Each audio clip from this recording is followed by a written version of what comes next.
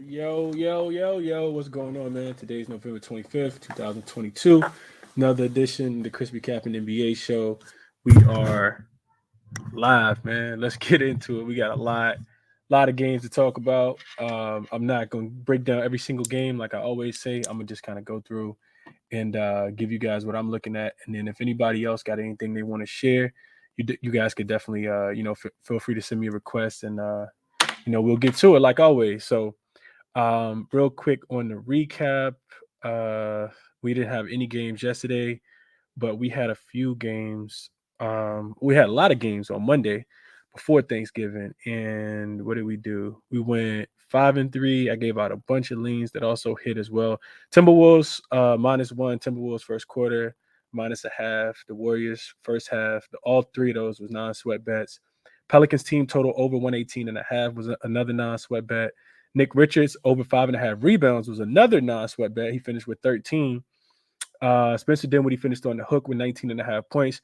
Really frustrating because he shot 6 for 8 from the field, but just stopped shooting the ball. So love the spot for him. Probably would play that one again if I had the opportunity to. Kings get smacked up in Atlanta, so we lose that one. And Tyrese Halliburton couldn't make a shot if his life depended on it. Although he did have double-digit assists, so we lose the 34.5 on the PREs as well. But 5-3 day. Before that, we were 3-0, I think, as well on the week. So overall, pretty good week. I think 8-3. So we up 4.5, 5 units. And hopefully we can keep it going today, man. It's a lot on the board, a lot to like. So let's jump right into it. Let's get into it. If you're watching on YouTube, retweet the show for me. Like the show the show some love, man. Appreciate you guys for being here for sure, as always. Daniel said, Chris, you nailed the Wolves first quarter versus the Pacers. They're another hammer spot for the bummy Hornets. Could be Daniel. I've been looking at this Timberwolves team a lot. I like this Timberwolves team a lot right now too, and I think we do ride them. I think we do ride them for sure. I talk about it all the time, but it just continues today. The manipulation of the injury report and these players, whether they're gonna play, not gonna play. Rudy Gobert is now listed as questionable. He might not play, so it's just a lot going on, man. And it sucks because that is the first game on the board, so we can actually start right there. Um, it sucks because they finally starting to implement Rudy into the offense. Like if you watched that game the other day, Rudy Gobert was a big part of their offense. I'm like, God damn, like they're like literally passing him the ball. He doing post moves. I'm like, where did this come from? But I love it, of course, because my money's on him. It's on his team, right? So it does kind of suck to see him be downgraded. It's also a game that I'm not sure how serious the Hornets are about this game against Charlotte today. But I thought that they would be. I've been following the beat reporters closely. I like what the team is doing. They had the PJs on. It's a tradition in Minnesota. They get a players pajamas after their game before Thanksgiving. They had the PJs on the plane. Looked like they had a real good practice. A lot of togetherness yesterday in the practice. So I would want to say that the Hornets, they smacked the Hornets in this spot today. And that's actually one of the things that I bet. I bet it last night. I wish I could have got it, but when I first saw it, but I hadn't, really capped the game. And Thanksgiving is a weird time too, man, because you got to realize, how much these players, they're human just like the rest of us, and they want to have fun, with their family and enjoy their loved ones. They have a lot more money than most most normal people do, so they can be in different parts of the world and get back pretty quickly if they want to, and private jets and private flights and just a lot more access to a lot more different things. So it's something that you got to take into the way you handicap the games for sure. I did look back last year though. Away teams were 7-5, I think. So it was 12 games after Thanksgiving's last year as well. And I think away teams were 7-5. So the theory behind that is that, when you're at home, you're a lot more comfortable. You probably, you can let your hair down just a tad bit more than an average road than a road team would, especially if you're across the country. The West Coast teams out on the East Coast. I don't imagine that Detroit flew home because they're, in their last game tonight versus the Phoenix Suns, and they've been out west for over a week now. So, different things like that. You would think that those teams would be a lot more locked in than some of these teams that are at home, kind of just doing whatever. So, let's start there, Dave. I'm glad you asked about that game. LJ, what's going on, my brother? Let's cash Steph Curry over his points tonight. Okay, LJ. LJ said he back on that. LJ came in and gave us some bangers the other day, LJ. I appreciate you doing that, bro. I know you was on Steph the other day. He let you down. I was kind of scared of Steph the other day because I didn't think he was going to be needed. But I know a lot of the other things you said cash. I know you was on Warriors first half. That cash. What's up, JR? Daniel, appreciate you for being here. What up, Sid? Tiffany? My lady, LJ said he on Vucevic rebounds, Tatum PRA, and Anthony Davis PRA tonight. Ayo said Josh Hart over 5.5 first half points, been smashing, and he get a good history versus the Knicks. LJ said, can I get Paul Reed steals and block props? Probably not. They probably ain't go off of that. Mikal Bridges over his threes. Andrew said he on that. Markel said what's good.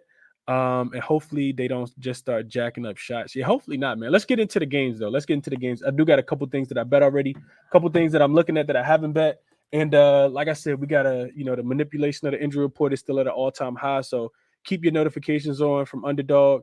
Like I said, retweet the show if you guys can. Definitely helps. Rudy Gobert is available to play. So that's great news because, like I said, I took the 4. I know it went up to 5 this morning when I woke up, and it actually opened at 3. I wish I could have got the 3.5. I mean, it opened at 3.5.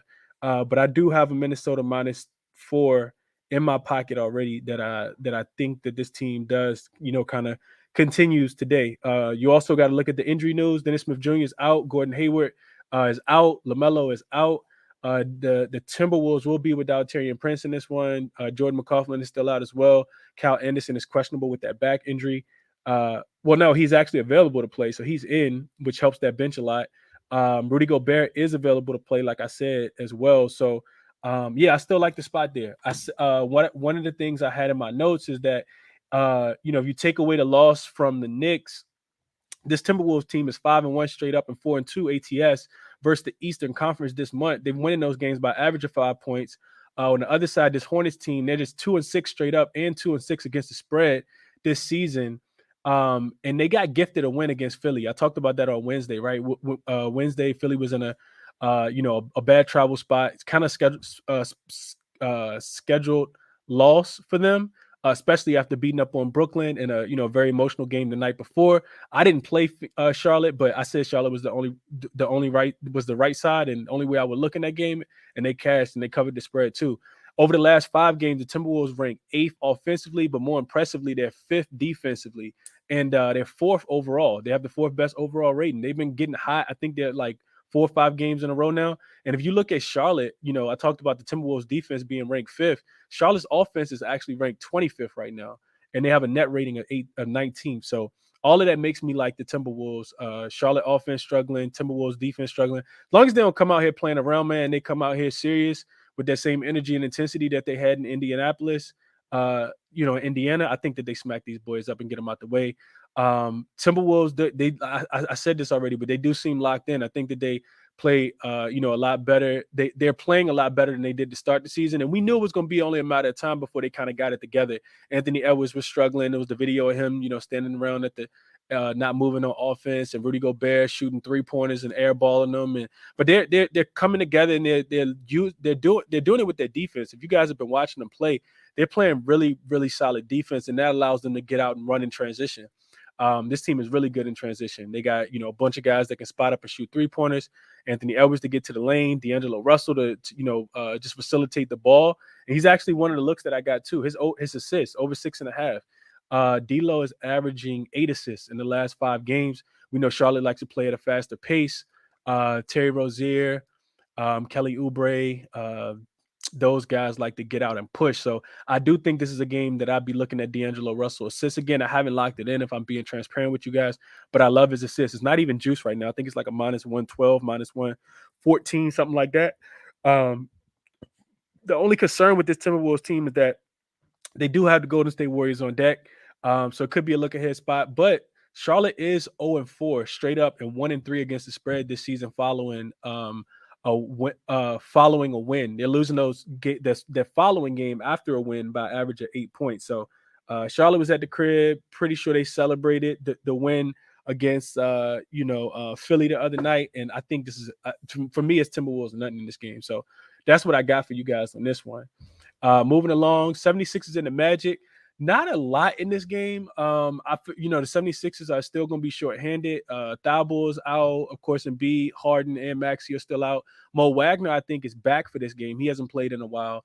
Okiki was listed as questionable. Wendell Carter Jr. is questionable, and Ventura is off the injury report, so he'll be back in this game. And I think we don't have the updated status of Wendell Carter Jr. and Chuma Okiki. Because when you look at the prop market, there's not a lot of options for the Magic side.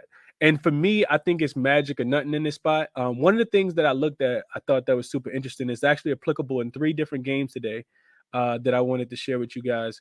I'll get to that in a second. So my notes on this game: Sixers, 3rd game in 4 nights, and that's actually what I want to talk about. 3rd game in 4 nights, even though they were off last night, they're coming off the loss in Charlotte.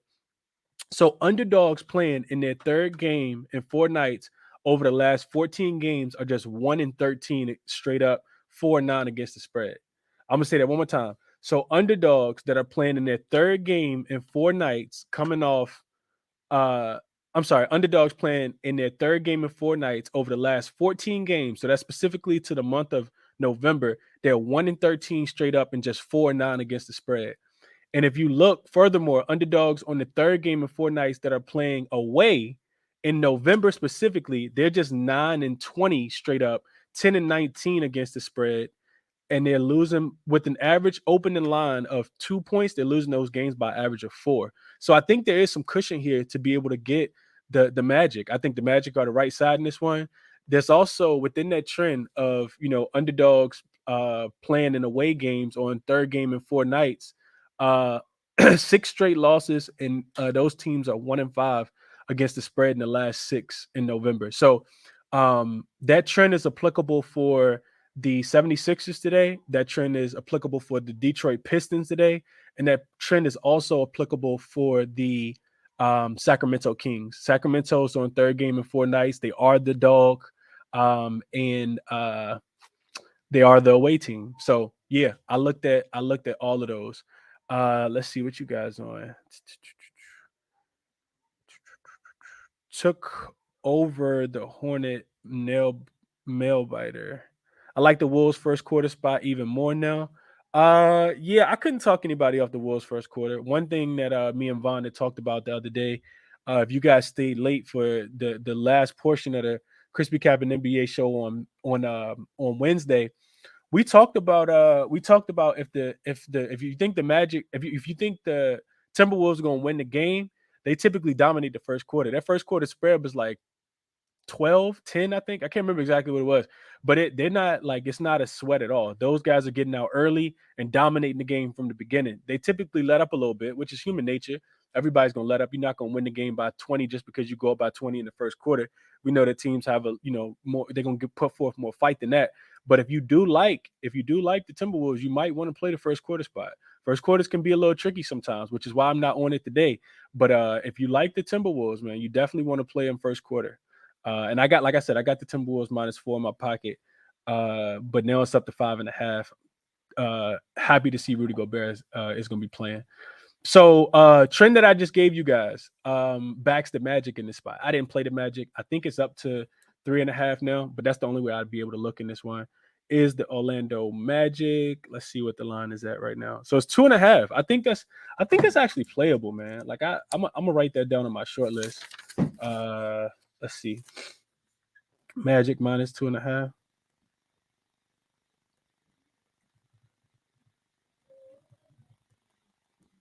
The Magic are what are they? I think they're coming off did they win the other day? They're coming off a loss, I think. I can't remember if they won or lost. My fault on that. But they, back at home, Paulo. I just don't like laying points with the Magic. That's my only thing. What I am official on in this game though, is Shake Milton. So I know some people probably on DeAnthony Milton. I'm on Shake Milton. Shake Milton over 27.5 points, rebounds, and assists. I like him just to be. We talked about the Magic, and I was wrong in one spot the other day with D'Angelo Russell. It ended up being an Anthony Edwards night. That was last week, I think, at the beginning of last week. But we know how bad the Magic are against guards. So typically they do well against big men. They struggle against guards. So that's why I'm on Shake tonight. Shake over 27.5 points, rebounds, and assists. You look at the last 2 games. We know that, they're missing everybody. The 76ers are. And he's averaging 32 points, rebounds, and assists over his last 2 games. So I feel like you can still get value at that 27.5. The Magic allowed the most assists to point guards over the last 7 games. So anybody wanting to play his assists over, I couldn't talk anybody off that, but I'm on his points, rebounds, and assists. I think he, is one of the big reasons why this game even stays close. So Shake Milton over 27.5, minus 115. I am on that officially for 1 unit. And the Minnesota Timberwolves, those are the only 2 plays I gave out so far. Real strong lean to D'Angelo Russell over the 6.5 assists as well. Keep it pushing. Let's go to this Blazers and Knicks game. So I don't got somehow I left my iPad upstairs, so I don't got my iPad downstairs to see what the actual odds are, but I'll check them out real quick. So it's down to 3.5. It opened at 4.5. It opened at 5. The Knicks was favored by 5. I'm like, what? Hold on, the Knicks being favored at the crib? This Blazer team coming off back-to-back losses. They lost to the Bucks. They covered that spread barely. Then they lost to the Cleveland Cavaliers and didn't cover that spread, double-digit loss. Of course, they're still without Dame. D'Anthony Melton. Drew Eubanks, I think, is actually listed as out. I got him listed as questionable. I feel like I saw him being out. Derrick Rose is listed as questionable. Cam Reddish is also questionable. And then Mitchell Robinson is also listed as questionable. If Mitchell Robinson doesn't play in this game, I'm probably going to take the over. Is that 220? Was opened at 221.5. It's down to 218. So some money's definitely come in on the under. And if he does not play, I'm definitely taking the over. I think the Blazers will be able to score points. And I've been talking, just widely about Mitchell Robinson and what he does on the defensive end, how he impacts the total of the game, going over or under. So I'm actually going to write that down on my short list as well. Portland, New York over if Mitchell Robinson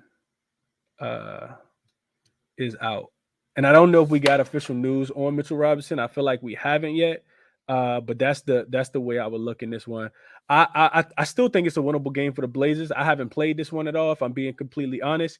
I just don't trust the Knicks laying points. They're not in a position, in my estimation, even though they are at home, even though they're playing without Dame, to be laying points. It's also their first game back home in quite some time. I'm not laying points with the Knicks probably ever. So yeah, good luck with that. Good luck with that if you're on the Knicks today. Let me see if I can find any update. I feel like I haven't seen anything, but I just want to check real quick. Mitchell Robinson news. Yeah, just listed as questionable yesterday. So it probably means he will play. And if he does play, I'll probably just stay off this game altogether. Moving along, and no like player props or anything. I didn't even look at the player prop market in that game, if I'm being honest. Let's see. Tiffany said Nurk night against my Knicks. Yeah, it could be. It could definitely be a Nurkish night. Pelicans and the Grizzlies. Another difficult one. CJ McCollum is out. I wanted to hop on the Pelicans just to kind of keep it going. I do feel like they found something, winning all those games at home earlier this week and last week. Now you get them on the road. They smacked up the Spurs on the road as well. We know the Spurs are, bottom feeders at this point. But John Conchar for the Grizzlies is listed as questionable. Adama is listed as doubtful. I don't know if he's going to play. Trey Murphy is listed as questionable. I would look for Brandon Ingram props. That's also something else that I haven't played. But Brandon Ingram props, he stepped up big time in the last game in the assist department. So I'd be going back to his assists. He's a facilitator for sure. I think he had 9 assists in the last game. His assists plus rebounds, or just his assists in general, I think he points plus assists. I couldn't talk anybody off any of those, and something that I need to do a little more work on. But I like Brandon Ingram in this spot. The Grizzlies are eventually going to win a game. They've been on a nice little losing streak, but I do think they eventually turn it around and start to win. They just been getting these really, really tough opponents. They lost to the Kings. Before they lost to the Kings, I can't remember who they lost to before that, but they lost the game before that too, I think. And they're typically good at home. We've talked about that before as well. They only have 2 losses at home. Two and a half point favorites in this one. We saw what Ja did to this Pelicans team as well. I think it was early last week when he went there. Had I think over 35 points in that game. So maybe some Ja props in this one as well. I'm gonna write that down, and I'm just kind of going through these kind of freestyling, especially since I don't have anything official on that game, so I'm not gonna touch on it too much. But couldn't talk anybody off of job points in that one. Ingram assists over 5.5. Hold on, what? Ingram assists at 5.5? If Ingram assists at 5.5, then I'm probably gonna make that one official. I didn't know it'd be that low. That's what I'm seeing in the chat though. AOD said Ingram assists 5.5. Let me check real quick.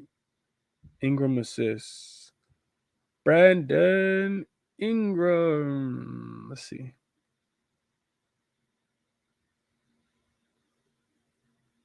Yeah, it is 5.5. Yeah, I think that's the play. Brandon Ingram over 5.5 assists. Slash over 5.5 assists. It's not even juiced either.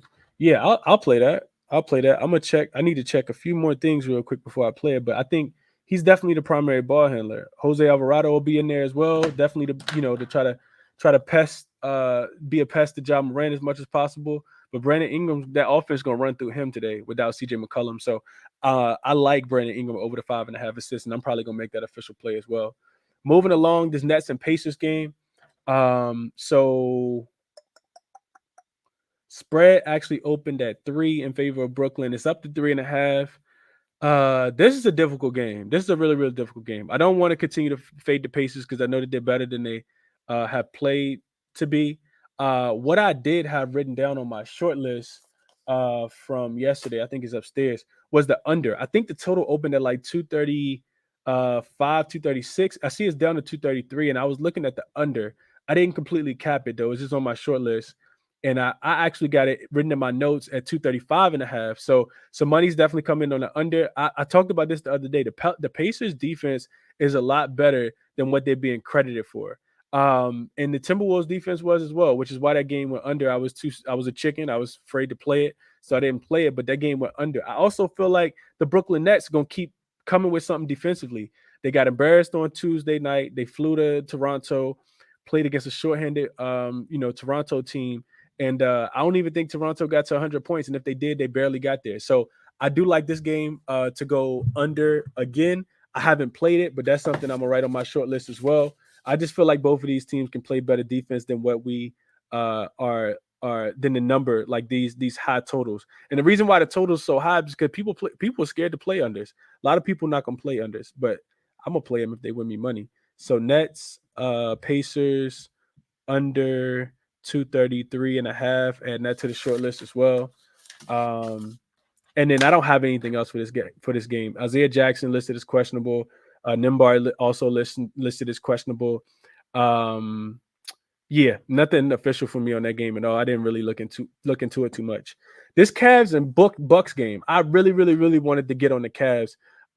We've been cashing with the Cavs. I like taking the Cavs, but I couldn't do it in this one. The total is still going up, so I'm gonna write that on my short list as well because I know it opened at 3. I saw it go up to 5. I'm sorry, I saw it go up to 3.5. Then I saw it go up to 4. Now I see it all the way up to 4.5. And I know some of that is because all of the injuries. Kevin Love is out in this game. Karis LeVert is also out. And then somebody else name popped up on the injury report. Oh, Stevens.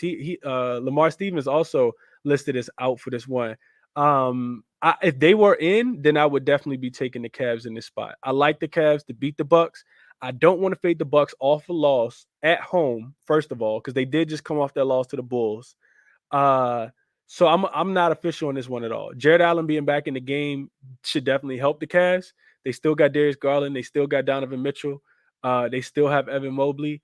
But I watched this team against Atlanta, and they can struggle to score sometimes. They can definitely struggle to score at times without having Karis LeVert and Kevin Love, their two main offensive players, off the bench. Now you take out a guy like Lamar Stevens, who's one of the defensive leaders on that team. I've been doing a lot of beat writing reading on this team. I love this Cavaliers team, but I don't think I want to back them in this spot. like I said, Bucks off a loss, and the Cavs, without two of their main offensive threats, you gotta look at Darius Garland and Darius Garland and Donovan Mitchell props, though. I do think their point props have to be looked at. It'll be their first game on the road in quite some time. They played like 4 games earlier this week and some of last week at the crib, and they're actually hot right now. I'm not looking to fade this Cavs team. I talked about how I thought that they would beat that Portland team up and win by double digits the other day, and they did exactly that. So I'm not looking to fade the Cavs, but I'm also not looking to fade the Bucks off a loss. So I'm probably gonna sit this one out. Cavs plus 4.5 though would be my look. I think this game stays close. I'm just not going official with that at all. I do think that Donovan Mitchell and Darius Garland point props over are definitely they have to be looked at. They have to be looked at just because they'll keep this game close. They'll keep the teams in the game. I always talk about, away superstars on away teams having to really carry the offense. So I'm not looking for guys like Cedi Osman, who's been playing well at home. I'm not looking for that to translate in a road spot like today. So yeah, said Bucks off a loss, a little dangerous. Yeah, that's why I'm not official on it. Not official on it at all. And what's up, Euphoria? Appreciate you being here, my brother. All right, let's keep going. So Donovan Mitchell, Darius Garland props in that game. Giannis, I think, gets affected by that size. Jared Allen and Evan Mobley are not typical defenders. So I do think that they slow those guys down a lot. And we've seen that, this Cavaliers team, they struggle against guards. We saw Trae Young light them up the other day. So I'd be, looking at Drew Holiday props in this one more so than Giannis. Giannis is a freak of nature. He can get his numbers against anybody, but I do think that they slow him down, just a tad bit in this one. Total in this one, I got it written down at 216 from earlier. Let me see what I see right now. I see 215. So money's still coming in on the under in this one. Moving along, Hawks and the Rockets. This one was at 7, then it went up to 7.5. Now it's all the way up to 8. No lie, if I'm being completely honest with you guys, this actually is gonna be my top play of the day. I was gonna make a video about this game. The total was at 237. It's down to 232 now. So five. It's down 5 points from the under. And I was gonna take the Rockets. I really wanted to take the Rockets at home. Unmotivated spot for Atlanta coming off the big win against Sacramento on Wednesday. Only road game before they go back home to play Miami on Sunday. Then I think they got the Bucks on deck after that. They got another big game at home after that as well. Then you get the Rockets off a really solid cover. Like they really went toe-to-toe with Golden State on whenever that was. 5 days of rest for the Rockets. I don't think they played since like Sunday. I think that was a Sunday game. So I really wanted to take the Rockets. I couldn't do it without Sengun was already ruled out. Well, not out. He was ruled as doubtful. But then when I saw Eric Gordon listed as out for injury management, I was like, yeah, the Rockets don't want to win this game. Can't take them serious. I was so close to making a video about this one and hitting the button. I'm glad I didn't. And that's why you really just kind of got to wait. They do get Josh Christopher back in this one. He's a defender. He's somebody that can score the ball. Probably going to look a little rusty coming back in. Jalen Green's listed as probable. And Clint Capella, I guess he went to the dentist. He might have bit a bone yesterday when he was eating some turkey. He went to the dentist because he got some dental problem that has him listed as questionable in this game. So that could be a big loss for them. But they got a lot of backups. That can get it done. I don't believe in this Houston Rockets offense when you start taking away big pieces like Eric Gordon. Though this is already one of the teams in the NBA that scores the fewest points. I think they average like 108, which is one of the bottom at least 3 or 4 scoring teams in the league. So I can't back a team like that doesn't play a lot of defense, whether they're at home or on the road. But one of the big trends that I gave you guys, and it still holds true, home dogs getting more than 7 points this season are away favorites getting more than 7 points on the road as a favorite are just 1-12-3 against the spread, losing by average of 1 point. So the home dogs are losing by average of 1 point. So home dogs that are getting more than 7 points are 12, 1, and 3 pushes ATS wise this season. We've seen it over and over again, especially with those teams coming to Orlando. Orlando beat Phoenix straight up. They beat Dallas straight up. So you just kind of see that happen. Golden State has not won a game. They've been laying double-digit points. I know one of the losses was against Detroit. Another one is against Charlotte. So you just see it over and over and over again. These teams coming in laying such big numbers and then only winning the game by 3 or 4 points. Like I said, average of 1 point. So I really wanted to get there with the Rockets, but I couldn't do it with Eric Gordon out. The Hawks, this game could still be close. But I'm not there. I can't get there. I ain't trying to throw my money away. Moving along. Let's see. We got the Bulls and the Thunder. This one opened at 1 in favor of the Bulls. I see some money. It actually went up to 4. I see it just dropped back down to 3. So the Bulls and OKC, it looks like it's projected to be a close one. And this is the one I made a video about earlier. You look at these two teams, and the Thunder are not playing any type of defense. I don't think somebody said they couldn't hear me in the YouTube. Can you guys hear me? If y'all can hear me on YouTube, let me know. I didn't change anything. I ain't pressed nothing. My mic's still on. Yeah, it's still on. If y'all can hear me, let me know. So looking at this game, thank you, Jeff. Appreciate you, my brother. Looking at this game, I talked about the Thunder defense already. Defense has been terrible. 7-2 to the over at home this season, including 5 straight overs. They're also 12-3 to the over when they have at least 1 day's rest. So 1 day rest or more this season, they're 12-3 to the over, no matter the site, whether it's home or road. The Bulls are 5-3 to the over on the road this year. And Chicago is 22nd and 22nd, allowing 115 points per game themselves on defense, which is actually a lot worse than I thought, because Chicago had been such a good defensive team at the beginning of the season. I don't agree with the total coming down. It was at 235. It's now down to 232.5.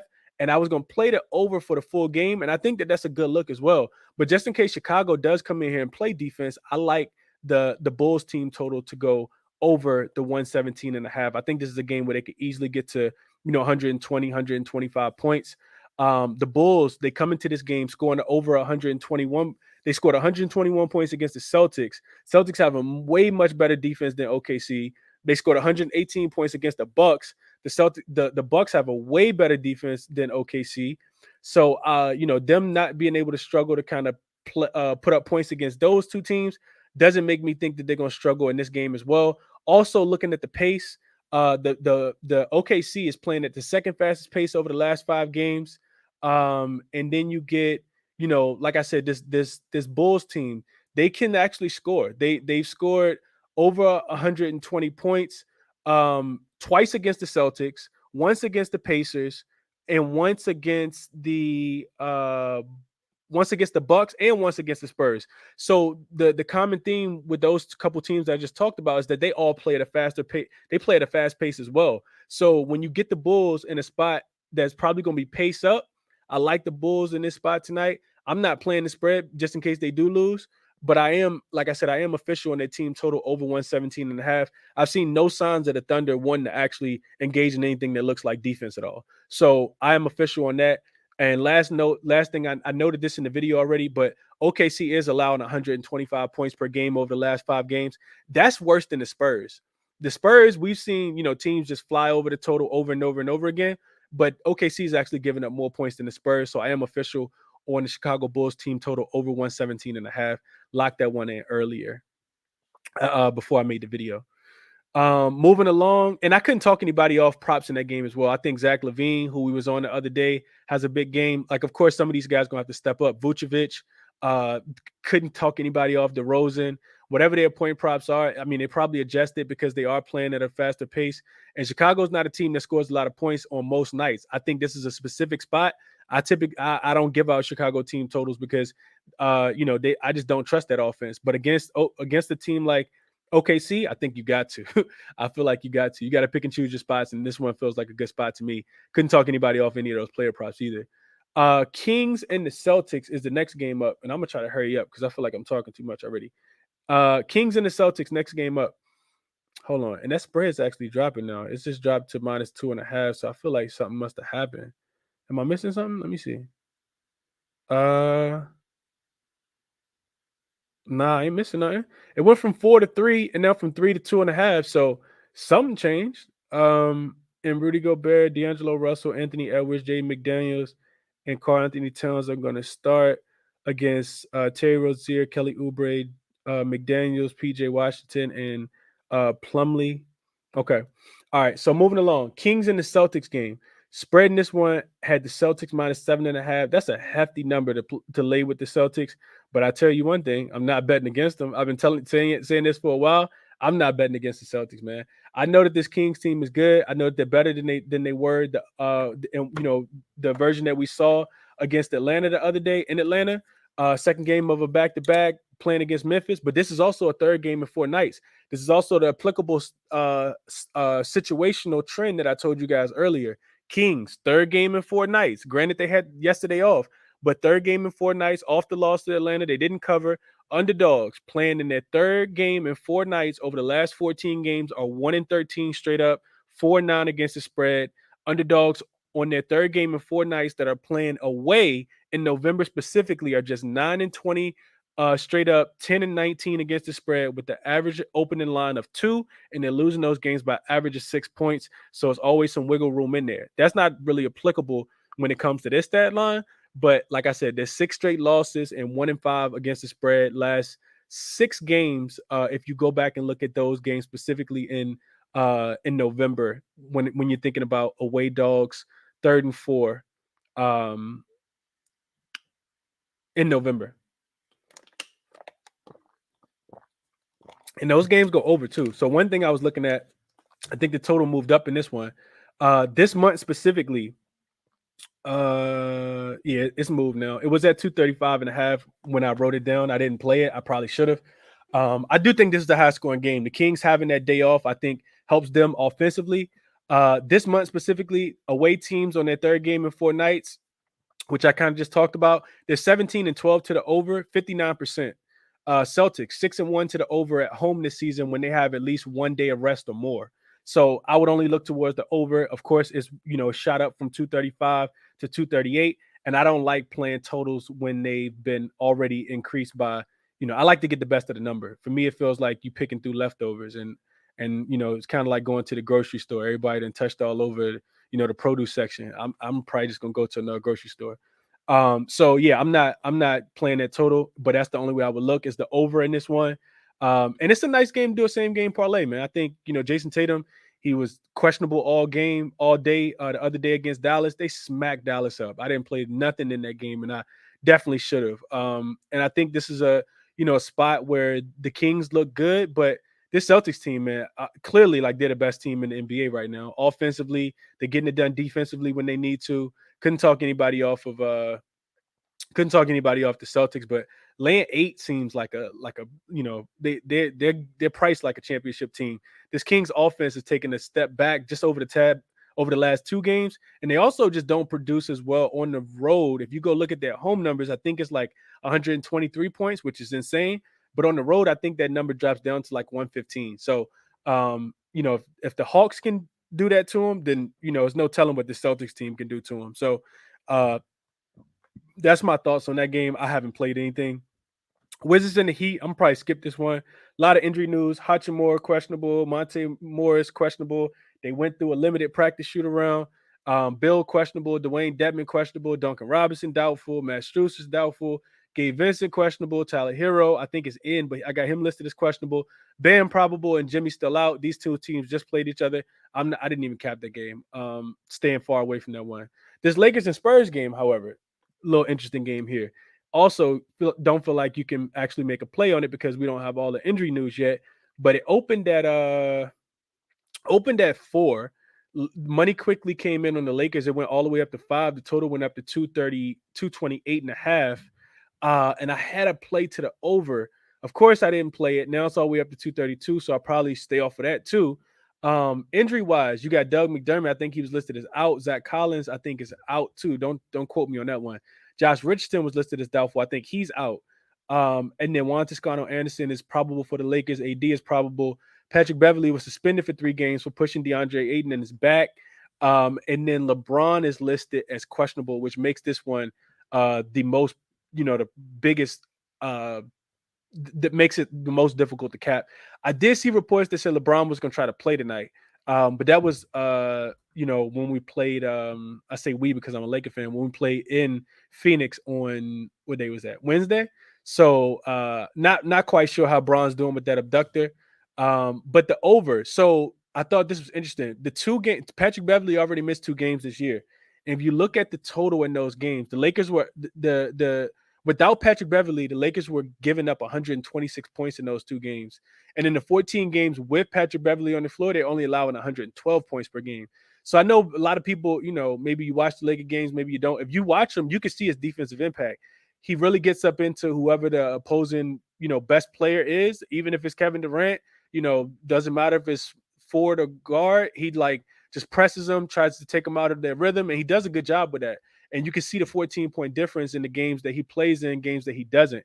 Last 5 games, the Spurs are allowing 124 points, second most behind only OKC. So yeah, I like the over in this one. I think the Spurs can actually score in this game. I do think that the Lakers probably should win. However, they are 0-6 straight up and against the spread on the road, and they're allowing 119 points, which is the 6th most in the road games amongst any team throughout the season. So that's one of the reasons why, you don't really want to back the Lakers. The Spurs, the Lakers also just beat the Spurs pretty badly. I can't remember exactly what the score was, but they beat them by like 25, 30, 35, something like that the other day. This Spurs team is, I think, they were taking a lot of people money early in the season. Now they've kind of come back down to life. Their offense hasn't looked as good. Their defense has looked really, really, really, really bad. And they've been getting smacked up, losing by 15, 20, 25 points in pretty much every single game. And this is what we were expecting from this team. And things are kind of starting to, kind of play themselves out. I think at one point they were like 7-3 ATS, and that's, definitely corrected itself. I was another interesting look. One thing I was looking at, I was actually looking at Westbrook double. He's had like 3 or 4 over the last 3 or 4 games without LeBron James. And we know the Spurs like to play extremely fast paced. You see a total like 232, and that, lets you know that the books are anticipating points. I like, Westbrook to be able to get another double. And I always talk about this. Westbrook hits his assist numbers when the Lakers play against defensive teams that are not rated top 10, not top 15. When he's playing against those teams that, rank at the bottom level defensively, it's really easy for him to move the ball, get his assist numbers. Go back and look at his game log. The teams that the Lakers play that are bottom 10 in defense, he typically has a double every single time. The games that we play where teams do actually play defense, he doesn't hit his assist number. So, like Phoenix the other day, I think he finished with like 5 assists or maybe 6 assists. But the games before that, he had double-digit assists, like 2 of the 3, I think. So Westbrook double was like plus 340, plus 350. Now, of course, that's, like you got to wait and see if LeBron actually going to play. If LeBron's not going to play, I think that's definitely in play, definitely worth a sprinkle for sure. His assist line, I think, is like a 6.5, and I would smash that line as well if LeBron did get ruled out. But if LeBron gets ruled out, it'll probably also go up as well. So we'll see how that goes. And then the last game, God, not even the last game. It's 2 more games. The Pistons and the Suns. Pistons been on this road trip for, I think it's a 6th straight game. Also applicable stat that I told you guys, 3rd game in 4 nights for the Pistons. Underdogs playing on their 3rd game in 4 nights over the last 14 games of 1-13 straight up, 4-9 against the spread. Furthermore, underdogs on their 3rd game in 4 nights that are playing away in November specifically, 9-20 straight up, 10-19 against the spread, average opening line of 2, losing those games by 6 straight losses, 1-5 against the spread in their last 6 games. So, but the Suns, it'll probably be an unmotivated spot. But it seems like when the Suns are at home, like they always motivated. If you go look at the game log, I think this is like the best team at home this season. They just been getting up for everybody. I watched them smack the Knicks up. They beat my Lakers the other day, came back in the second half with something. I know that they got a bigger game on deck tomorrow against the Jazz. They'll probably got that one circled after the Jazz beat them. I think the Jazz actually come to them. I can see the Suns trying to get this one out the way early, man. The Pistons are extremely, thin. They're still without Sadiq Bey. Jaden Ivey's listed as questionable. And Hamadi Diallo was listed as questionable with an illness as well. Killian Hayes was also listed as questionable. Some reason, Detroit has looked good. They've looked good. They're playing really good for Coach Dwayne Casey. So nothing official on me in this one, but I do think that you could look towards a guy like campaign assists. I think he probably hits his assist line. Detroit's not playing defense. They are really just outscoring teams, which is crazy because it's guys like Isaiah Livers and Marvin Bagley III and Bogdanovich, of course. You know, Jalen Durham, those guys, they're playing hard. They play hard for Dwayne Casey. So I want to back the Pistons. I feel like they're getting too many points, but third game in 4 nights, Suns could absolutely come in here and smack these boys up, beat them by 20. So nothing official for me in that game either. Jazz and the Warriors, again, honestly, this is a game I haven't capped a lot. If I'm being honest with you guys, I'll probably, I like capping these later games a little bit later, when we have all the injury news. So I actually don't have anything written down in this one. You don't want to fade the Warriors at the crib, though. I will say that. I think there's something like 10-1 at home and 1-9 on the road. is absolutely insane. The different splits. They won't have Mike Conley in this one. I do know that. Golden State smacked up the Clippers and then got a day off, so no travel at all for them. And the spread in this one, I had it at 6.5 when I did my notes earlier. I see it now at 8. So money's continuing to come in on Golden State. Utah had been playing well, kind of taking a step back just a tad bit. Lost to Detroit the other day. We'll see what they do in the game like this. Like I said, I don't have anything official in this one either. Last game, I think it's last game. Yeah, last game. Nuggets and the Clippers. I will tell you guys, I played the Nuggets. I was trying to get them at 3. By the time I hit the button and went to 3.5, I said, okay, cool. I played the Nuggets. I laid the -3.5 with the Nuggets. Official play for me. They're coming into this game off the overtime win against OKC. It'll be a third game in 4 nights, but not for all of their starters because we know Jamal Murray hasn't played. Jokic only played in one of those games. I don't think he played in the game before. And then you get the Clippers. They're coming off a loss, and they didn't cover in that game in Golden State on Wednesday. And it wasn't really shocking to me. I took the first half to stay away from the full game. But this Clippers team is a different team when they don't have PG and Kawhi. And both of those guys are already ruled out in this one. Jamal Murray is not listed on the injury report. Ish Smith is listed as questionable. Hopefully they can get him in so they do have a backup point guard because Bones Highlands has already been ruled out. Michael Porter Jr. listed as questionable. Would love for him to play as well. Jokic played in the last game. He's supposed to play in this one as well. He had a really huge game in the last game that went to overtime at OKC. Jeff Green is listed as out. But what I talked about already, Kawhi and PG being listed as out, for me, was the reason why I played the Nuggets, right? So you look at this Clippers team. They're just 24-30 straight up, 24-39 against the spread over the last 2 seasons without Kawhi and PG when they don't have either one of those guys. If you take a deeper look at that, the Clippers are just 9-16 straight up, 11-13-1 against the spread when they're playing against a team that has a 50% win percentage or better, right? So no PG, no Kawhi. Clippers, other team is a good team, right? Over 50% win percentage, and they're only 11-13-1 against the spread, losing those games by average of 5 points, and they're just 1-6 straight up and 1-6 ATS in the last 7 games that they haven't had both of those players. So I did lay the 3.5 with the Clippers. I laid the 3.5 with the Nuggets. I think that they can come out here and win this game on the road. They are a soft team. They give up a lot of points, but I don't see the Clippers being able, if it comes to, offensive type matchup, I think Jokic just goes crazy. I don't think that Zubac can guard him. And I think that the Nuggets should have enough offense to get this one done. I don't believe in the Clippers defense, quite honestly, without having PG and without having Kawhi. So that's my look in that one. And that's it for me. I'll go through my list again. Miami, Minnesota minus the 4. That lines up to 5.5, I think, right now. Denver minus the 3.5. I just talked about that one. Shake Milton points, rebounds, and assists over 27.5. I played that. Strong leans on D'Angelo Russell over the 6.5 assists. I'm probably gonna end up getting there on Brandon Ingram over 5.5 assists, especially without CJ McCollum. I like job points a lot. Also got the Magic minus 5.5 on my short list. Portland in New York over if Mitchell Robinson doesn't play in that one. Nets Pacers under 235.5. Cavs plus 4.5. Donovan Mitchell and Darius Garland points. That's what I got on my short list. So, yeah, that was a lot, man. I've been talking for 50 minutes.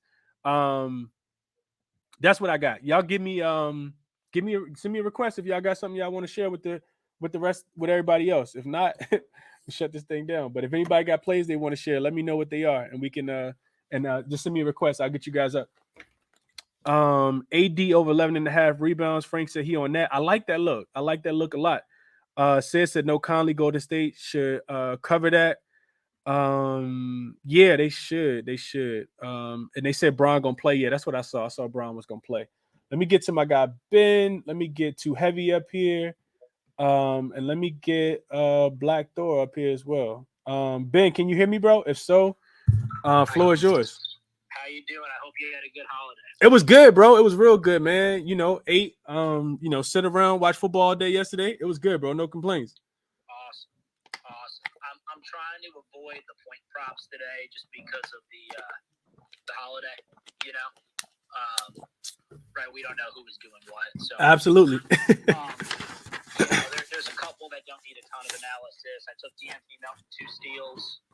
He said three plus steals in 3 games without Maxey, and Orlando's given up the most steals to ball handling guards.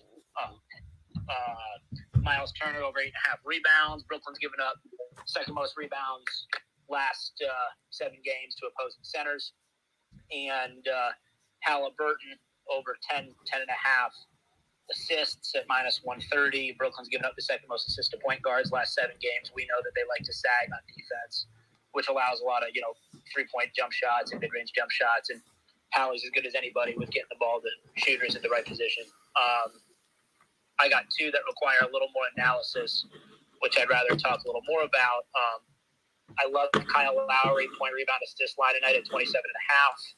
You can play this up to 2 units. Without Jimmy Butler, when he plays 32 minutes or more, he's averaging 32.15 PRAs, hitting 27.5 in 16 of 19 games when he plays in his minutes. The 3 that he did not hit this line at were when he took 9 shots in 2 blowout games, and when he only took 12 shots and shot 4 of 12 from the floor. Obviously, we're hoping that he shoots better than 33% from the field. As Lowry's a veteran; he doesn't take bad shots most of the time. Washington's allowing the 12th most points, 5th most rebounds, and 3rd most assists to point guards the last 7 games, which makes sense with Beal and other guards they have being hurt. Tough to kind of handle opposing guards. And on top of this, Lowry's already crushed this line twice versus Washington this year, and the environment hasn't changed. He had that big triple-double with like 30 points or something like that in overtime, where he had like 49 PRAs, and then in regulation, he still hit this line pretty easily. So I really like Lowry tonight. I'm all over Ingram assists also. So I was on this trend last year before I started speaking in here. Last year, you were able to get Ingram 4 assists and McCollum 4 assists as like a parlay for -110 when they played together. And it hit in 13 straight games last year when McCollum got traded to New Orleans.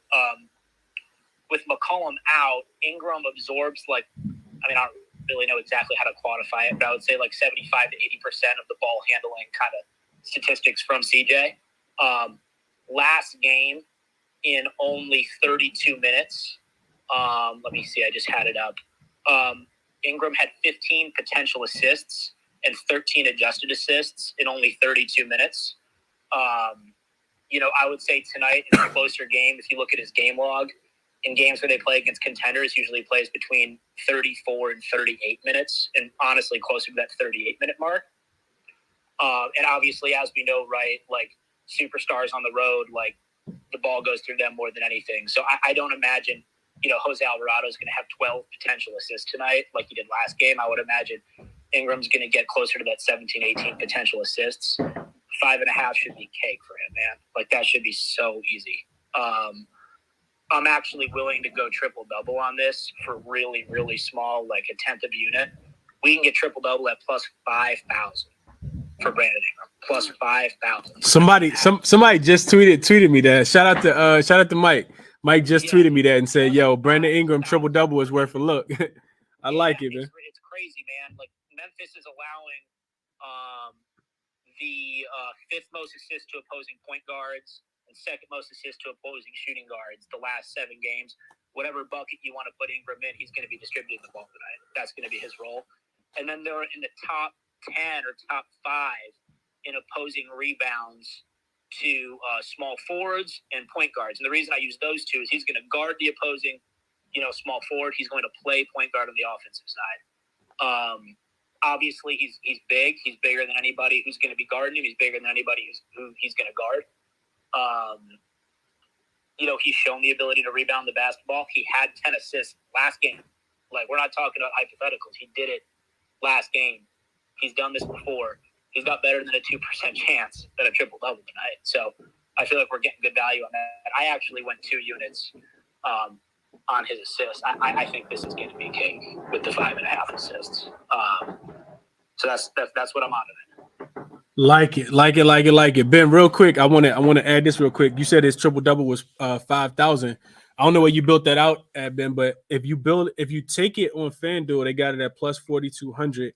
So if you do 10 plus rebounds on FanDuel and 10 plus assists on FanDuel, it'll come out to $10 winning, plus 5,000.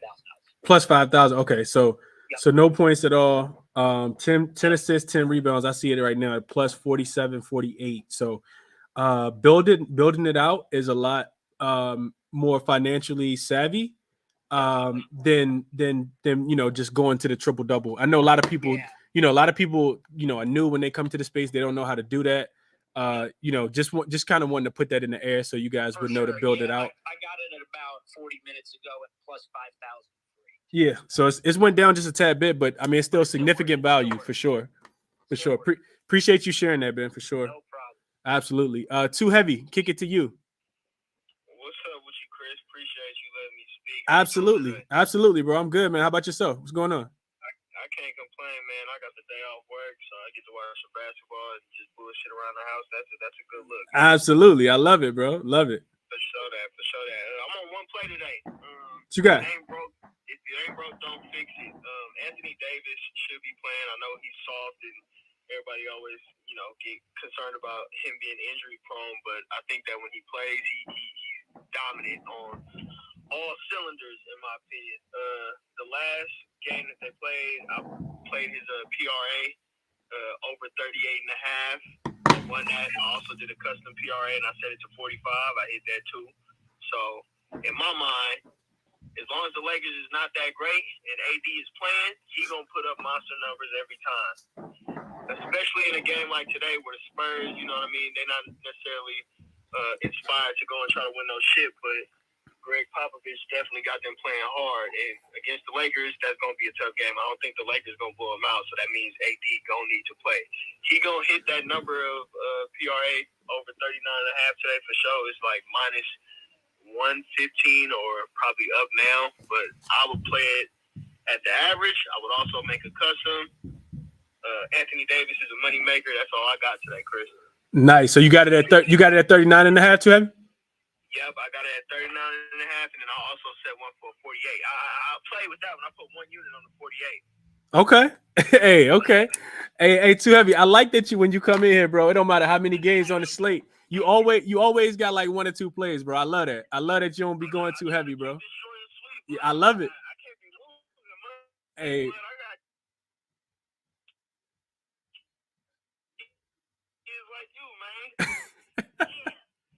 Hey, I love it, bro. I love it, man. I love it, bro. I'm rooting for you because I'm rooting for AD today. Absolutely, bro. Absolutely. We just don't need Bron to come back and mess anything up, man. I hope he don't play. Brian gonna sit this one out. We should be straight. He don't need to come and play the Spurs. Like, what you doing? Like, Brian, for real, that's what you coming back for? Right. You coming back for the Spurs? Like, yeah, what we do? What we doing? You're right. You're right for sure, too heavy. Appreciate you, bro, and best of luck to you tonight, man. Absolutely, bro. All right, man. You too. Enjoy your day, man. Good luck to everybody. Absolutely, bro. Right back at you. Any more? Sid said if no Bron, AD is money. Yeah, he been covering, man. He been killing too. Anybody else got anything? I got it's 241 people and no more requests right now. So I know this first game about to start. I think it's a 5:05 start time, Eastern time anyway.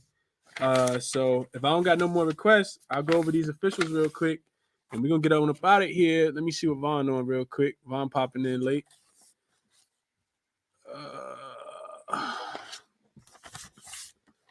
Vaughn, can you hear me? Nah, Vaughn, you went back to speaker. Russell, can you hear me? Yeah, I hear you. I just had a quick question. Yeah, what's up? Can we go over that Brandon Ingram triple double build again? Yeah. What Ben was saying, and shout out to Mike too, because Mike DM'd it to me. Well, I think he added me. He was just saying that if you if you on FanDuel or you got a book that lets you parlay player props together, if you take Brandon Ingram and just put his points, I'm sorry, you don't even got to touch his points. Just go to rebounds and put 10, and put assists, put 10. You could get Brandon Ingram. Essentially, it's a double, but long as he get 10 rebounds and 10 assists, you can get it at like plus 47, 48, I think. So plus 4,748 if you wanted to parlay that. I will say this too, because I thought about it. I didn't.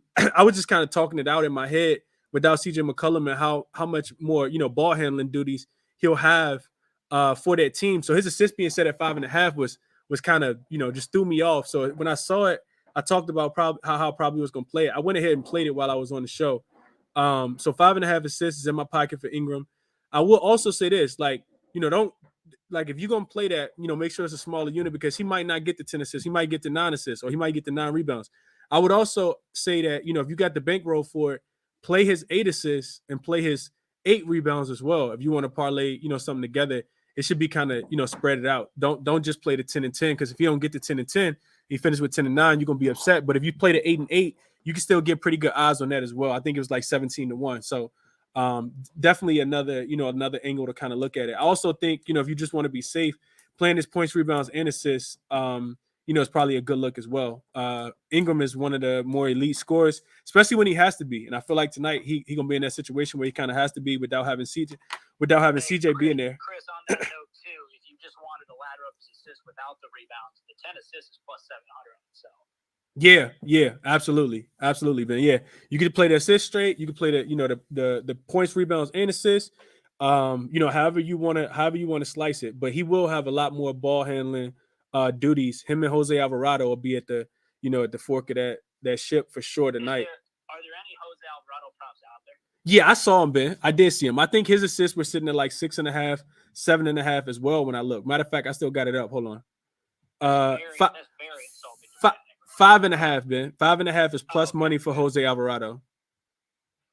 So what do you think about this? If you run his let's say we just take like his rebounds over 5.5 and his assists over 5.5, and then just throw it like a unit on that. Yeah, I think I would have to look just a tad bit, at his game log as far as his assists. As far as his rebounds to see if he's been rebounding the ball a little bit more. And then I would also look at, just how the Pelicans do, how the Grizzlies do, with giving up rebounds in general is typically, what I would look at. But it just feels like a game where it's a big Brandon Ingram game, especially if Zion been at the crib, eating a couple turkey legs. Like, I'm just kidding. I'm off Zion, man. I like Zion a lot.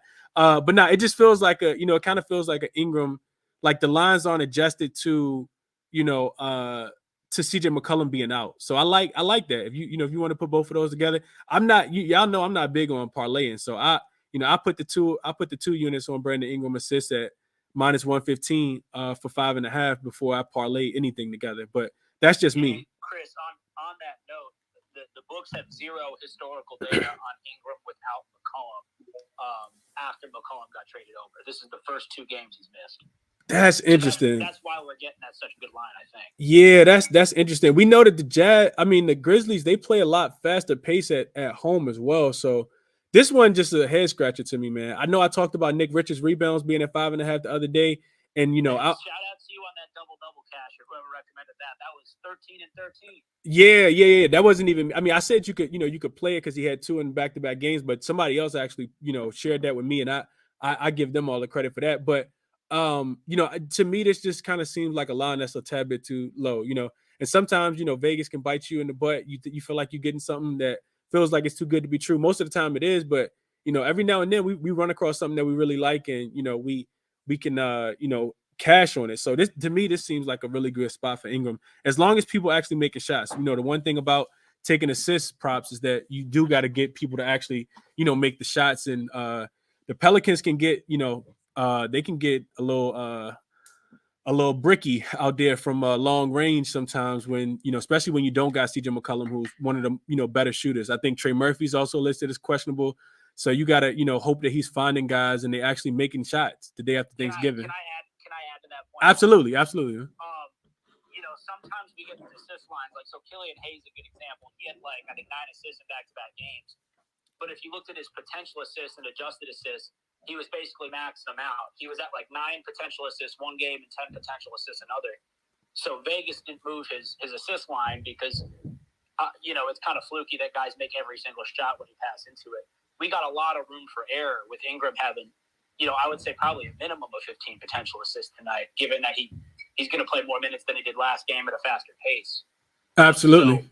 So for anyone wondering, that's why I'm so convicted on it. Obviously, you play what you want to play. Like, I would recommend this for anyone, but it's your money, it ain't mine. But, you know, as you always say with points, right, we're betting on volume. With assists, we're betting on volume, right? Like, we need volume of shots on the other end. And he at least last game, he had them. So I think we're going to keep going with it too. Yeah, I like the fast pace too, Ben. I know that they smacked the Spurs up, and you know the Grizzlies don't play as fast as the Spurs, but they do play the fast pace. So love that. Love what you added as well. Vaughn, I want to come to you real quick. What you want today, Vaughn? Hey, what's good, bro? You hear me good? Yeah, you good. All right, man. So I really wanted to start off this day getting behind the Cavaliers. Love them coming off that loss to the Bucks, where they beat them last time. I think it was without Jared Allen. Yep. However, just when looked at that game that they played last game, and it's just thinking about, you know, going against the Bucks at home, where they're coming off a home loss. I just opened. Well, I've been on doing a little research on it. Thinking about doing some SDQL, where the Bucks are coming off a previous home favorite loss. And I just can't see anything that's telling me to take the Cavs against the Bucks at home coming off a loss. It's just hard to get behind that. Even though I do like it, just something that the trends ain't really going in my direction in regards to that one. I haven't played a lot of points so far. Like we said, there's a lot of guys coming off some fat and happy spots. Seen a lot of guys on Instagram, a lot of people doing stuff other than preparing for the next day's game yesterday, just doing a little looking around. So I took some bonus rebounds at 11.5 against Boston. Everything we playing today is at 0.75 units as opposed to a full unit. Like we always say, it's hard to cap motivation. And I don't know how motivated some of these people are to get to some of these lines. So I'm going with some bonus rebounds at 11.5. We know the Celtics struggle against bigs. Same thing with Miles Turner at -8.5 as well against Brooklyn. I took Vucevic rebounds as well against Oklahoma City. And my favorite player today so far is the Cleveland and Milwaukee Bucks first quarter. Total points for both teams is at 55.5. I don't have notes in front of me, but I do got Cleveland as the third best road scoring team on the season. Also, I think they're sixth in like field goal percentage on the road. Their pace goes up on the road. I don't got the trends for Milwaukee, but that's one of my favorite plays so far. I did get there with Brandon Ingram assists at 5.5 as well. And 3 of the 4 games without CJ, 2 of those games was last year. He hit double digits assists both times last year, and last game he had 10. And so basically in the 4 games without CJ, he's had double digit assists in 3 of those 4. So we went with as 5.5. I was watching a Pelicans game, one game last week, and Willie Green said he wanted them to shoot more threes. However, they don't have that many, knockdown shooters outside of Devontae Graham. So it's not a play that I like the play because he'll have he'll be the primary ball handler. However, just not anything we love because the Pelicans don't have a lot of knockdown shooters. But again, I think Ben just said it. It's a little bit of a volume play as well. If you can ever get 5.5 assists for the primary ball handler, I'm willing to take my chances. So we on that one for a half a unit. So that's what we on so far, man. Just Vucevic rebounds, Miles Turner rebounds, Sabonis rebounds. And I love that Cleveland and Milwaukee first quarter total at 55.5. Some of these games I haven't finished capping, but I don't think I'm going to go too heavy on units tonight, bro. I think tonight going to be a little bit more of a sit and watch to see how some of these people bounce back coming off Thanksgiving. I think I might get there with Memphis first quarter team total at 28.5 too. Okay. Okay. Hey, best of luck to you, man. I hope you cash all of them, bro. Hope you cash all of them. Let me see. Oh, let me see if I can get Cam up real quick, and then we getting up out of here, man. I'm trying to go watch these games. Let me see if I can get Cam up. Hey, Cam, can you hear me? Yo, we good. Had to reinstall the app. Can you hear me? Yeah, you good. What's going on with you? Happy Thanksgiving. Well, happy late Thanksgiving. I mean, I'm Canadian. It was just a Thursday for me, but happy Thanksgiving to y'all. Respect that. Happy Thanksgiving to all y'all. I love Thursdays with football. All right, so what I'm into today is I bet mini last night too, so I'm with you on that. I bet it at -4.5. Okay. It just there's some I think we got to start watching, and some of these teams' records are really skewing the spreads. Like you hit it on Indy with Mini that last game. That spread should never have been -2, right? Like Indiana's not a 10-8 team. I don't care if they're playing at a 10-8. If that's the record, they're not a 10-8 team, and we'll see it shift very soon. And I think it's kind of a similar spot today, which is when I was looking at them. I'm like, really, we're 4.5. Charlotte, like all the metrics they just didn't make sense. So I bet it instantly when I saw that line. And I'm thinking the same with a couple other lines, but I'm not going to bet too many of them just yet. But I'm keeping an eye on things like the Chicago OKC game. I'm official on Drew Holiday tonight. Over 1.5 steals against the Cavs. They're I think 5th in allowing team steals. Yeah, they're 5th. So they give up a lot of steals. They have a lot of turnovers per game. Drew's that guy who will get in on their bigs who like to handle the ball a bit. Mitchell, Garland, a little Aaron. So that's at +105 on Bet365. So that's my favorite play of the night. I'm also officially on, and this kills me that I'm gonna do it, but I'm gonna make this bet. Lakers.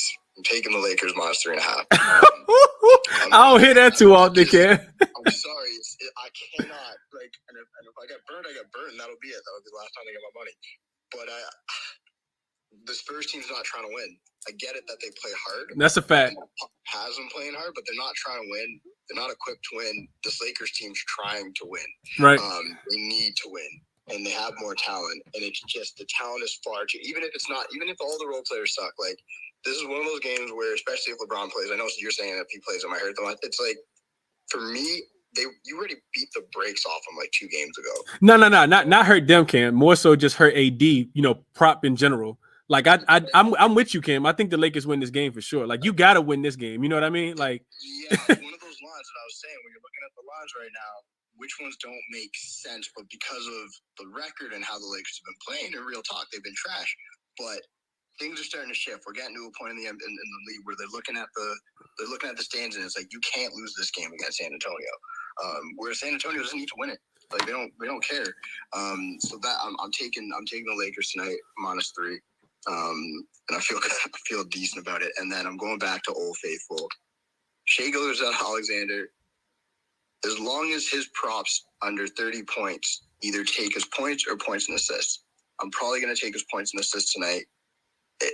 Chicago, they don't have anybody who can guard him. Again, it's whatever's. And I've said it every time I've come on here. It's hit literally every time I've given it out. Shai Gilgeous-Alexander, you either want to take his points at under 28.5, at over 28.5. Or 29.5. FanDuel's 29.5. Bet365 28.5. Or take his points and assists. You choose. Because I haven't decided exactly which one, but I'm taking one of them tonight. Regardless, they always hit when he's playing teams that don't have a strong defender at the point guard position. And a lot of teams don't right now. So those are my three plays that I'm going to give out tonight. And then I have a strong lean against Jared Jackson's blocks. It's plus 160. I just need a little bit more time because it's still a bit early. Over 1.5, Ken? Say again, dude? Over 1.5? No, Jared Jackson's blocks is actually 2.5. Oh, 2.5. Okay. He's averaging like 4 since he came back. Okay. And I just got to keep. I'm going to go do some historical data on it. But I feel really comfortable with the 2.5 at plus 160. I just need to look historically. This year it's a small sample size, not just having that time. So it's a strong lean right now. Yeah. But I really like the plus 160 odds. I feel like he's going to be one of those guys where like 2.5 is going to turn into minus at some point. It's just he's just got back, right? So even though that feels high, his block rate's insane. It's really crazy. So I gotta do some historical on it. I'll probably post it if I make it official. But it's a heavy lean for me. Okay. Okay. That's a lean for me. Okay. Hey, best of luck, Ken. I hope you cash it, bro. I definitely hope you cash it. And I can see it too. Especially, you really want to get behind defensive props when players need to win a game. Like you said with Drew Holiday, like you like Drew tonight because we see the Cavaliers just turn. I bet on the Cavs the other day against. They were playing against Atlanta, and they turned the ball over left and right in that game, and it was so frustrating to watch. There's a careless team with the ball. It's a lot of really good teams that's careless with the ball. Golden State's another one that comes, to mind, really, really quickly. This Minnesota Timberwolves team, I'm watching them right now against Charlotte. They're turning the ball over right now, and I think they got 3 or 4 turnovers in the first quarter already with 7 minutes left. So you see that, and I think both of your spots tonight, Jared Jackson Jr. being motivated on the defensive end, is something that wouldn't surprise me. They need a win. I think, like I said, they're coming off, 2 straight losses, so they'll be turned game in, Memphis tonight too. So love that look, Ken. And I hope you cash on all those, bro. Real quick for me before I get up out of here, officials. I talked about the Bulls team total over 117.5 against that horrible defense for the Oklahoma City Thunder. I think that the Bulls probably score 120, 125 tonight, especially with, the pace of play that the Thunder are playing at, second fastest pace. And, them being, I think it's 6-0, 7-0 to the over at home. So like points to be scored in that one. Timberwolves game already started. I'm official on the -4. Denver Nuggets -3.5. I played them as well. No PG, no Kawhi. D'Angelo Russell assists over 6.5. That game started already. Shake Milton, points, rebounds, and assists over 27.5. He's averaging 32 over the last 2 games. Gets a day off for rest. Magic allowing the most assists to point guards, also giving up a lot of points to point guards. So I like Shake tonight. Brandon Ingram over 5.5 assists. We discussed that one in detail. And then I also short list. I didn't play these. Magic -2.5. Portland, New York over if Mitchell Robinson is ruled out in that one. Nets, Pacers under 233.5. Cavs plus the 4.5. And Donovan Mitchell and Darius Garland point props. But I didn't play any of those. Just my favorite looks that I didn't play tonight. Just kind of giving you guys some insight. Back tomorrow. I'll probably do a show in the morning, 9 a.m. on the weekends. Cashed it with Chris. And then that'll probably be the only show for tomorrow. And then, back on over the week. Tomorrow's Saturday. Yeah, tomorrow's Saturday. So I'll probably do 2 shows tomorrow. I'm thinking it's Sunday already. So I'll probably do 2 shows tomorrow. But tap back in with me then. And anything live I see I like, I'll definitely shoot that to you guys as well. But best of luck tonight, man. Hope everybody cash and everybody has a profitable night. I'm out.